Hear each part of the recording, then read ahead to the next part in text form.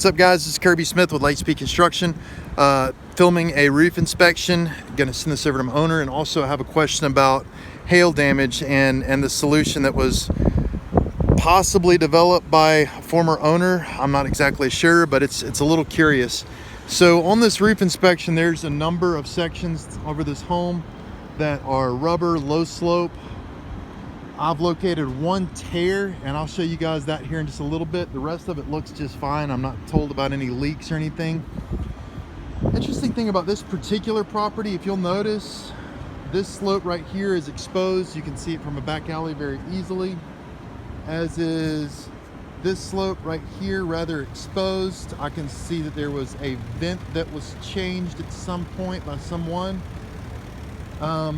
Speaking to the shingles, I've got several slopes that look like nobody ever changed this after a 2011 hailstorm, and I wrote hail ? Certainly this is not foot traffic oriented. The colors appear to be a little different as well. You might notice that over here where nobody wouldn't notice it unless they're on the roof. It's almost like maybe the roofing contractor came up here and left off intentionally off doing portions of the job to maybe make it a little quicker job, possibly.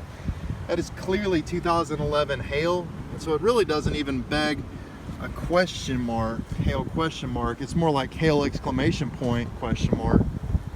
Got a little bit right here where you wouldn't necessarily see it from the ground, and then this slope looks to have been changed. There's not a single mark. There's no nothing. I'll come down and get a little bit better view on this. Now, having hail damage doesn't mean that you've got like a nuclear disaster type problem.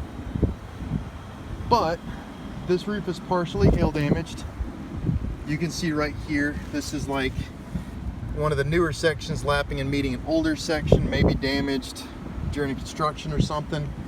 I'm not really sure why this section is representing so well, or portions of it are representing perfect. It could be the exposure. It's possible that this portion of the roof just wasn't as exposed to that hailstorm. It's been a while since I looked at this hail damaged type area roof, but you can clearly see that this has got a rather noteworthy amount of hail damage, like down to this level where the mat's exposed and been fractured and stuff. You got hip cap shingles that are coming off. So hail ? Yes. This section over here, more of the same. It's almost like the sections that you don't see from the road, or that you don't see from the road, have not been changed, making me ask, like, did the former owner or the former roofing contractor decide to leave portions? You know, did they decide to leave portions like this one, for example? Or was that just an element of the environment of the hailstorm and the direction of the hail balls and everything? So I'm not exactly positive. It gets a little worse. At a minimum, you've got exposure of stuff like this where a shingle would have gotten pounded, and there's a nail that's popping through, you know. And you've got sections of the roof like this that are rather clearly hail damaged. That's a fairly clearly hail damaged portion of roof.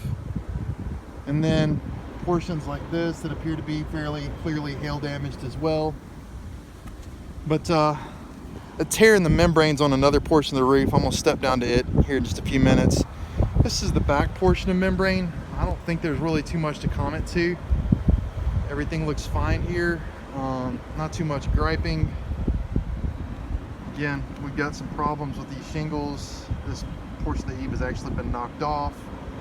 But anyway, guys, there's this roof down here in Fort Sanders from the top, and I wanted y'all to see this. Thank you.